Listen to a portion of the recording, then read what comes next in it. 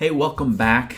Jeremy Jones here. Today I'm going to share with you how to send cold emails with Mailshake in 5 easy steps. Now, when I first really started growing my business, I was looking for just really simple ways that I could use to grow my company. And now we have a coaching and training program where we help our best clients to first write and publish a book, and then to use the book as a way for client acquisition. Now we have about 5 different primary strategies that we teach, and one of them happens to be cold email. Now, this is a strategy that's worked really, really well for us, and when I first started looking into this, I thought, how well could cold email really work? And surprisingly, after some testing of several failed attempts, obviously, doing a lot of testing, I had somebody that I was speaking with that got a lot of really good results with cold email, so I thought, well, I'll give this a try. Started to get some traction, and after testing a lot of different things, we have dozens and dozens of campaigns and lots of testing that we have ran through Mailshake, and it's been still consistently a very, very good source for new clients for us. So I wanted to just go through, first off, what is Mailshake and how do you use it? And then I'll go through the 5 steps with you here. So what Mailshake is, it's a really powerful tool for automated personal email, really an automated email follow-up machine. So here's the basics of it that you see there on the screen. You tell Mailshake, I want to send 50 emails to these people. And then after I send that email, if by 5 days later there's no reply, then I want you to automatically send all those people a second email. And if they reply, so you see on this one here, if they reply, stop the email series and the email campaign. If they do not reply, wait another 5 days and send email number 3. Again, if they reply, stop the follow-up. If they don't reply 5 days later, and you get to determine all those things. You can make it 3 days, you can make it 5 days, you can make it 10 days if you want. So that's basically how it works. And so it's this automated machine of these personal emails going out to your ideal clients. Now, you don't want to use this for spam. These are personal emails as if you were to send it manually, but you customize it for each person. So how do you do that? Let's dive into the 5 steps. The very first step is specific targeting. Okay? Specific targeting. Now, when you look at these fruits, okay, this is the example. I was trying to think of what's a good example I could give you with this that has nothing to do with email, has nothing to do with client acquisition, but so you can get the point with something that you probably eat, hopefully, on a regular basis, and that is fruit, right? So with an avocado has a skin that we do not eat, right? You don't want to eat the skin in most cases with an avocado. So if someone wanted to eat an avocado, but they have a skin, and you were to approach them about taking the skin off the avocado, I have a really simple and easy way to take the avocado out and the pit out in the fastest way possible so you can eat it and enjoy it. Now, what you would first want to do is approach people that like avocados or potentially could like avocados. Okay, it's the same with all these other fruits. That's one side of it. So you're looking for a top-of-mind potential problem that someone faces with a problem or that you have a solution to. Okay, that's one side of it and one kind of example or a metaphor that I wanted to give you. Another example would be for specific targeting. If I just was to say, point out a fruit. All right, I want you to pick, not the avocado, but pick a fruit. And then I remove this. And I say, now tell me about if there was a strawberry in that picture. Would you be able to tell me that there was a strawberry? Now, if you saw the strawberry and you picked the strawberry, yes. If you saw another fruit, you may think, well, I don't know. I don't know if there was a strawberry there because there were so many different fruits. So that's the point with specific targeting. And as you can see, there's some strawberries right there. with specific targeting is you want to be specific with the industry and the type of people that you're going after. Now, here's why. If you're going to approach someone about your services and what you do and how you can help them, the worst thing you can do and make it sound like a blanketed email that goes out to a big bulk of people. That's not what people want. What people don't mind and what they do want is someone to just reach out to them and say, hey, I solve this problem for people. I could potentially help you. And it's a personal one-to-one email. So that's the way that Mailshake is designed and that we found for it to work best. And so that's the messaging. So step number 1 is that specific targeting. So who's the type of person that you can help? And what's at the top of their mind that you can help them with, that they're concerned about, they're thinking about. Now, not all of them are going to be, but a percentage of them will be. Top of mind, thinking about this one thing. So let's go now to industry specific. Let's say you're going after real estate agents. Some real estate agents are very focused on buyers. Some real estate agents are very focused on sellers, and some are with both. So what you would do is you would get very specific on either sellers or buyers, and you would focus on one of them. You want to say, I solve all problems for all types of real estate agents. That's too broad. But if you have a specific thing that you can help them with, is I help real estate agents looking for buyers find and identify buyers right in your geographic area. Okay, so it's something specific for something that they want and they have that you can help them with. So specificity is the key with personal email to get the best results. Step number 2 is you want to compile a list. Now you see here, list building is kind of a big deal. So the better the quality of the list that you compile, the better the results that you'll have. And this is, we have found this to be absolutely true. If you put together a list of people where the information is not correct, they're not the demographic of the people that you want to work with or you can help, your results on the back end are going to suffer. You just can't simply going back to the fruit example, plant an orange tree and expect the fruit to be apples, right? You put in a good list and you'll get a percentage of those people that come out the other side that are willing to speak with you about it. So the information that you want to compile is their first name, their email, company name, and their website. And you want to validate as accurate as you can to this. Now, how big of a list do you need to create? Depends on how many emails and what volume that you want to do. I recommend for your first campaign for it to at least be 50 people. So first compile a list of at least 50. Then as you're working through this, start continuing to compile a larger and larger and larger list while you send out a sample of 50 first and then look at the results. Okay, that's what I recommend. The next step in sending a cold email Mailshake campaign is the lead message series, right? So here I have, what if I told you email is still very important? So a lot of people think email is dead. I'm going to show you some proof here in just a moment with results from a campaign that we just sent out this week, just so you can see. Now, the example I want to give you in this, where people say, yeah, people don't respond to email or email is dead or whatever, that they're moving to social media. Yes, social media is great. It's a great way to target people and retarget people.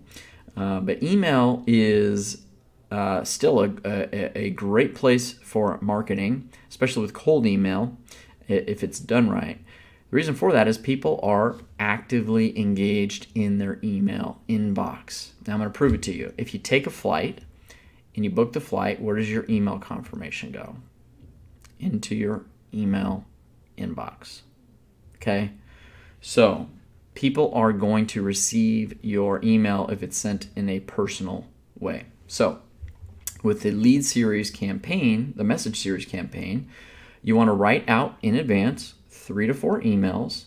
Email number 1 is on that biggest pain point that I mentioned to you. So the biggest pain point that they potentially have that you can solve, that's the main point in the hook of that email.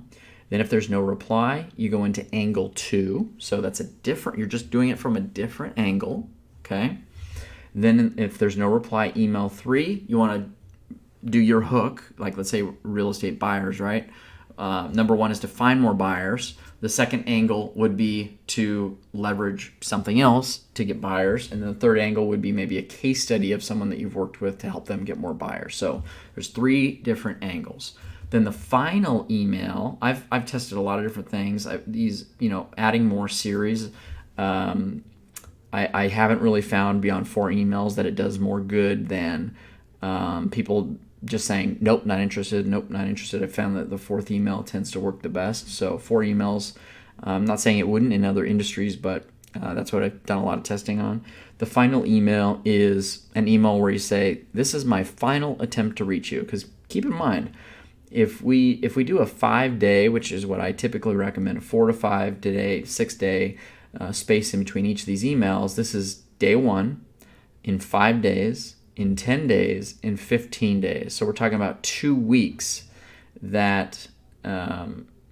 weeks, 2 to 3 weeks that you've been following up with them with 0 reply, right? So your final email says, I've made a few attempts to reach you. Clearly, you're either no longer in the X industry business, or number 2, you're really, really busy.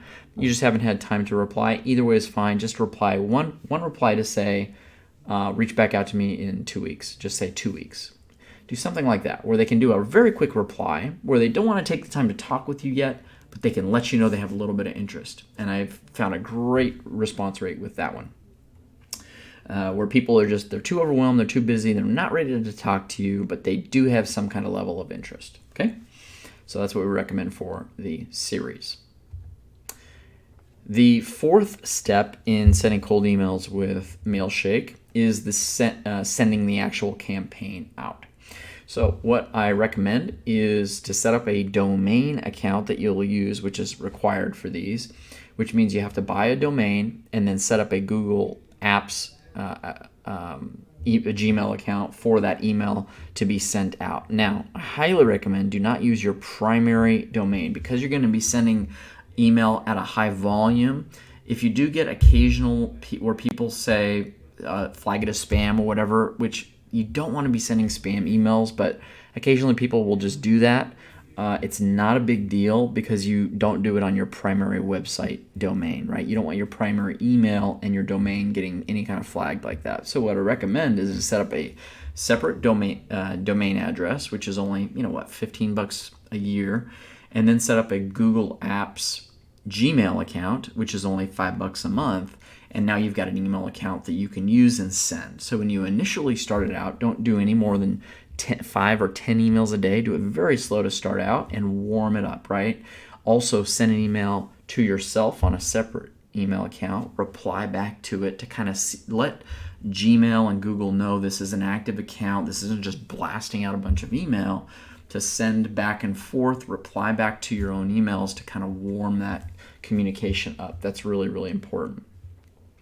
Then you can eventually scale up to 20 emails a day, and then 40, and then 80, and then 100, or how much ever volume you want to do and you can handle. Now, I will tell you, if you're sending 100 emails a day and you're not getting replies back, that's not good either. So you're going to get a pretty high percentage of people replying back with 100 emails a day. So with your reply campaign, what you want to do, and here's another image I found to show you.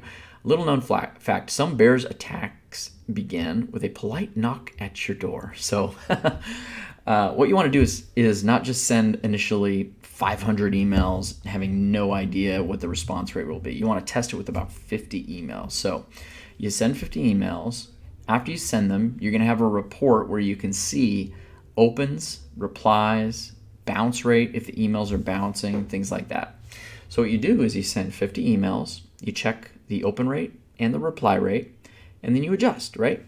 Make one adjustment that's significant, but just one. So as an example, change the subject line, send the same body copy. Another test would be send the same subject line. Like let's say if you have a high open rate, you would keep the same subject line because the open rate is good. So on the second test, you could take that very first line of the email, change nothing else but that first sentence to see if you can hook them a little better with that first sentence. That would be a test that we've done that tends to work very well, because then you can test this 50. I got a X percentage open rate, like let's say 30% open rate. And then on this test, I got a 40% open rate. Now you might be thinking 40% open rate, that sounds really high. Do people actually open at that rate? And they do. I'll show you a recent campaign that we sent here in just a moment. Then what you want to do is pre-write your email reply. Now what does that mean? When you send the email, you want to have a call to action of something that they do to respond back to you, right? You just want to send a message with the website, say, here, go do this website and do this thing, and that's it. You want to ask a question. The whole idea is you're looking for a response, not just to blast out a website for them to go to. So with the response, know what your primary objective is. Know what your next step is. Is it that you want to email them information? So you're asking permission to send something, which is one great way to do it. Or are you looking to schedule a call with them? So, and know what your next steps are there so that you can plan that in advance. Pre-write out your message, because as you get replies, you can send a templated message back, but customize it a little bit so that way it's personalized to them. So here is a recent campaign just to show you. I was giving you an example of 30-40% open rate. So in this test, in this campaign that we did, there's 107 recipients. So far, 80 of them were sent, which is 75% of that specific small sample campaign. 70% open rate, okay?